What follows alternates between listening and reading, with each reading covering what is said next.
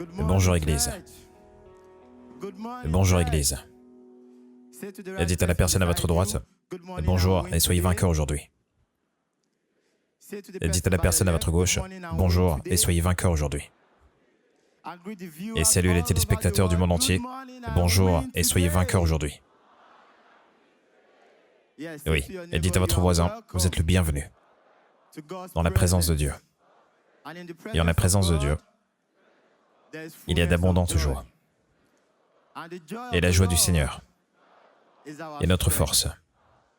Applaudissez pour Jésus. Oui, téléspectateurs du monde entier, et nous vous souhaitons la bienvenue au service d'aujourd'hui. Et d'où que vous nous regardez, la distance n'est pas une barrière. Et la présence de Dieu est là. Et la distance n'est pas une barrière au mouvement de Dieu, tandis que vous nous regardez. Et demeurez bénis au nom puissant de Jésus. Et vous pouvez vous asseoir en la présence de Dieu. Et oui, une fois de plus, vous êtes les bienvenus à l'arène de la liberté, au nom de Jésus. Et dans l'arène de la liberté, quel que soit le problème avec lequel vous êtes venu, vous ne repartirez pas de la même façon. Quelle que soit la nature du problème qui vous a amené à la synagogue église de toutes les nations, aujourd'hui, c'est la fin. Aujourd'hui est votre jour de liberté. Aujourd'hui est votre jour de délivrance. Aujourd'hui est votre jour de guérison. Aujourd'hui est votre jour de bénédiction. Si vous croyez cela, applaudissez pour Jésus.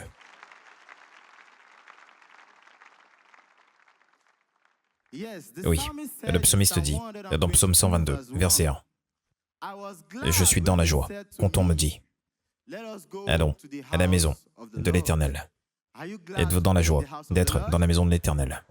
Êtes-vous dans la joie d'être à l'église? Oui, venir à l'église, c'est répondre à l'invitation de Dieu. Téléspectateurs, vous n'êtes pas en reste. Regardez Emmanuel TV. C'est également répondre à l'invitation de Dieu. En tant qu'agent moral libre, vous pouvez choisir d'honorer son invitation ou choisir de ne pas le faire. Dans la vie, l'homme a la liberté ou l'opportunité de choisir entre les nombreuses alternatives qui l'entourent. C'est ce qu'on appelle le droit à la vie. Et le Seigneur dit, dans le livre de Deutéronome 30, verset 19, « J'en prends aujourd'hui à témoin contre vous, et le ciel et la terre, et j'ai mis devant toi et la vie et la mort, et la bénédiction et la malédiction. Choisis la vie, afin que tu vives, toi et ta postérité. » Qu'est-ce que cela signifie pour nous? Cela explique simplement que l'un des plus grands dons que Dieu Tout-Puissant nous a fait est la liberté et de prendre des décisions. Et Dieu Tout-Puissant nous a donné le choix. Il ne fait pas le choix pour nous. C'est notre choix. Rappelez-vous, le choix que vous faites détermine qui vous êtes devant Dieu. L'homme, en tant qu'agent moral libre, a le droit de se soumettre à Dieu ou au diable. Rappelez-vous, servir Dieu est le chemin qui mène au réconfort, à la paix et à la vie. Tandis que servir le diable est le chemin certain qui mène à la douleur, à l'amertume et à la mort. Quel est votre choix? Demandez à votre voisin, quel est votre choix? Et ceci nous amènera au message d'aujourd'hui, intitulé « Faites le bon choix ». Dites à votre voisin, faites le bon choix. Faites le bon choix. Et notre texte de référence sera tiré du livre de Josué, chapitre 24. Et je lirai du verset 14 à 15. Et je lis, « Maintenant, craignez l'Éternel et servez-le avec intégrité et fidélité. Faites disparaître les dieux qu'ont servis et vos pères de l'autre côté du fleuve et en Égypte, et servez l'Éternel. Verset 15. Et si vous ne trouvez pas bon de servir l'Éternel, choisissez aujourd'hui qui vous voulez servir. Ou les dieux que servaient vos pères au-delà du fleuve, ou les dieux des Amoréens, dans le pays desquels vous habitez. Moi et ma maison, et nous servirons l'Éternel. Louons le Seigneur. Louons le Seigneur. Oui, à partir du verset que nous venons de lire, Josué a placé devant son peuple le choix de qui servir. Josué, pour sa part, avait choisi de servir le Seigneur, mais il ne l'a pas rendu obligatoire pour son peuple, car il savait que le salut est personnel. Parce que Josué fit le bon choix. Et Dieu Tout-Puissant lui donna une vie de contentement, une vie qui voit au-delà des possessions et des relations sociales et de l'argent. Aujourd'hui, nous considérons une vie de contentement, une vie qui ne voit pas au-delà des possessions. Et non. Vous pouvez avoir de l'argent, de la renommée, occuper une position. Et vous pouvez même être la personne la plus influente. Et pourtant, sans une vie de contentement. Ce n'est pas notre simple souhait qui produit une vie de contentement. Et ce ne sont pas les œuvres de justice que nous avons accomplies qui produisent une vie de contentement. Cela vient par grâce. Seul Dieu peut vous donner une vie de contentement. Et la Bible indique clairement que dans l'Esprit de Dieu, vous avez été créés pour réussir. Et afin que vous accédiez à cette réussite, vous devez faire les bons choix dans la vie. Car ce que vous deviendrez demain dépend des choix que vous faites aujourd'hui. Quel choix faites-vous maintenant? Quel choix faites-vous maintenant? Laissez-moi vous demander, en tant que jeune homme ou jeune femme, vous demandez-vous parfois quel genre d'homme ou de femme âgée vous aimeriez être? Avez-vous déjà pensé à cette question?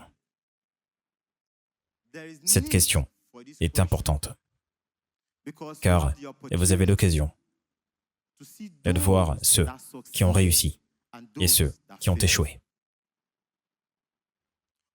Quoi que vous choisissiez de devenir dans la vie, quelqu'un de plus âgé que vous, elle est devenue avant vous.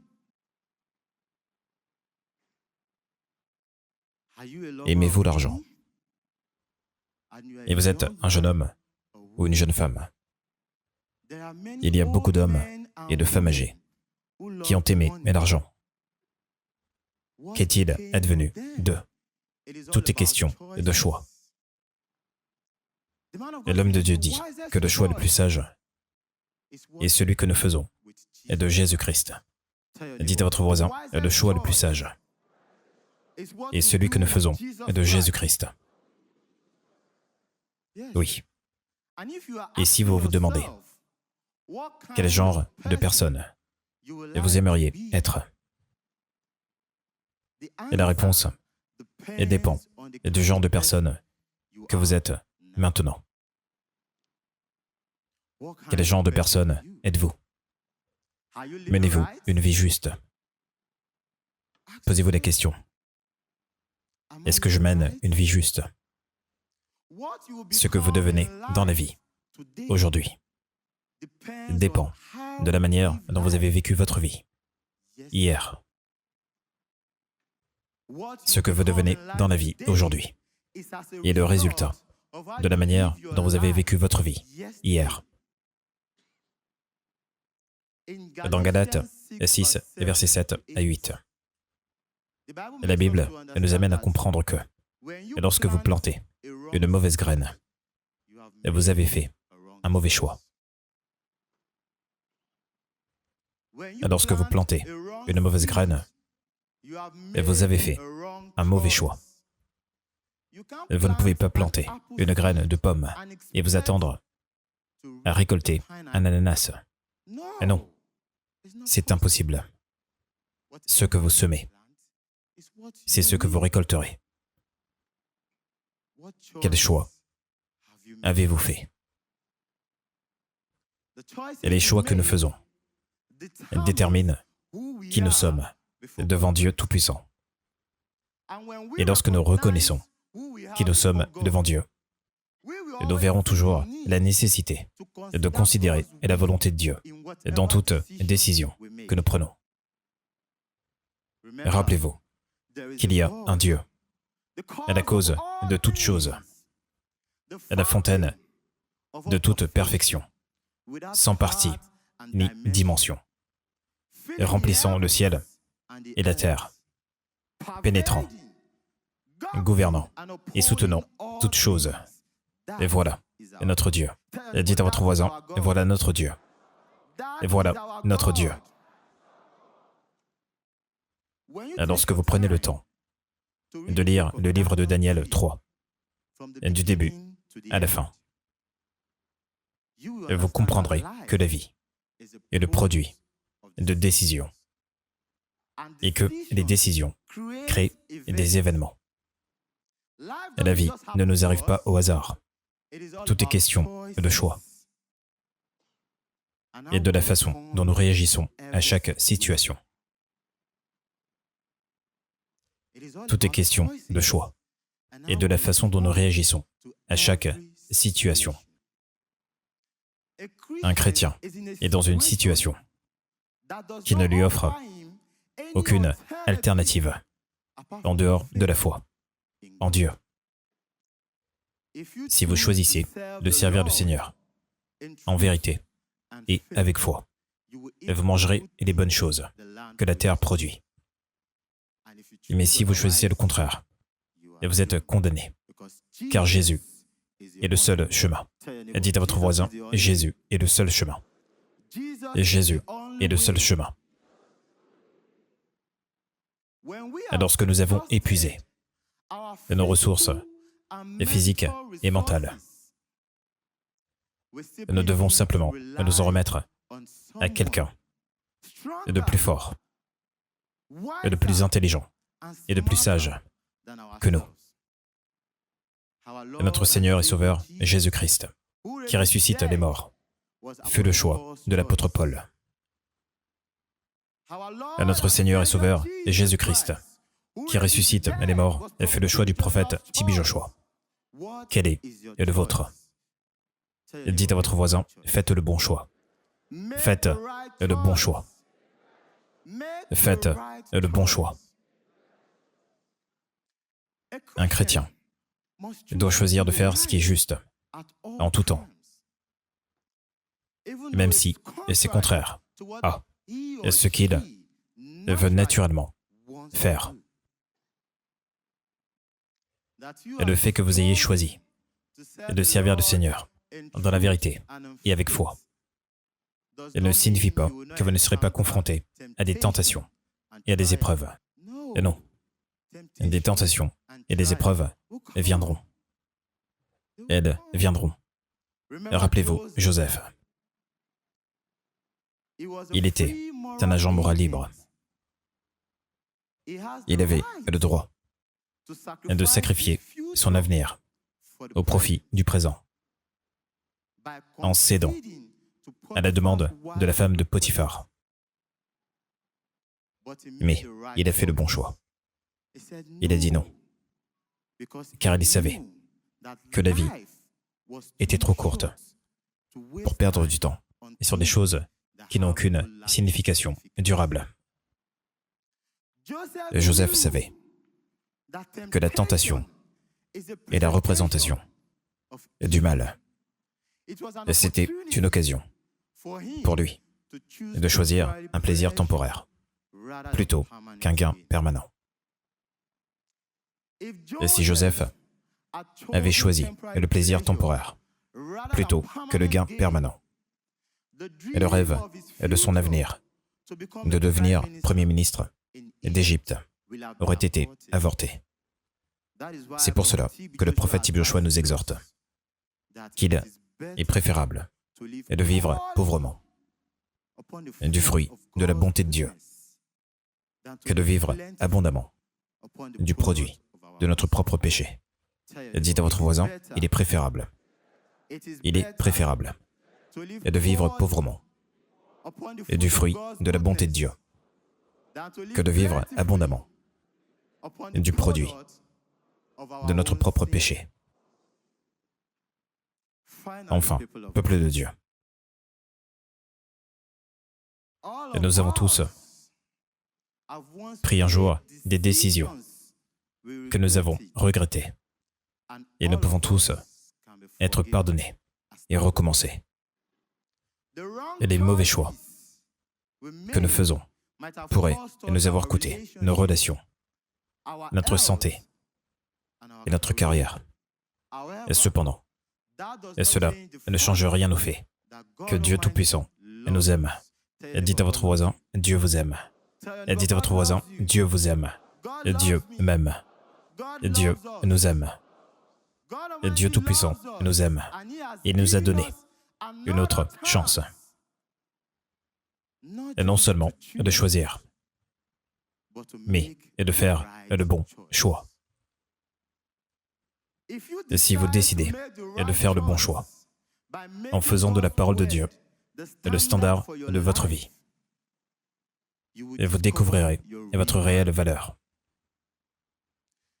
Et vous vivrez au-dessus de la destruction humaine.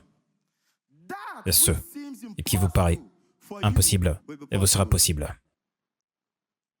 Et si vous choisissez de prendre la parole de Dieu à cœur et de la faire réellement devenir une partie de vous, elle vous changera par sa nature même. Et lorsqu'elle le fera, oh mon Dieu, vous vous trouverez appelé à agir avec Dieu. Et vous connaîtrez l'opinion de Dieu sur vous-même et sur les autres. À moins que les choix que vous faites ne soient enracinés dans la parole de Dieu. Ils ne peuvent résister au moment d'un grand besoin. Et décidez de placer votre confiance en Jésus-Christ comme votre Seigneur et Sauveur personnel.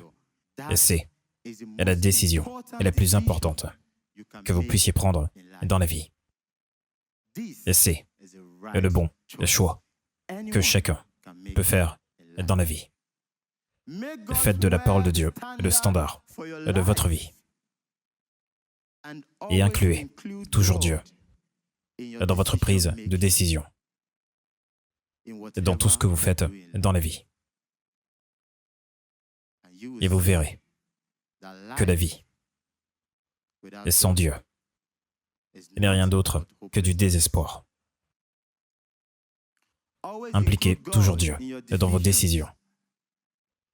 Et ainsi, vous pourrez faire le bon choix. Merci. Que Dieu bénisse sa parole au sein de votre cœur et vous donne un cœur qui entende. Et qu'il vous donne également la grâce d'être en mesure de mettre en pratique la parole. Au nom de Jésus. Demeurez bénis. Dieu vous aime.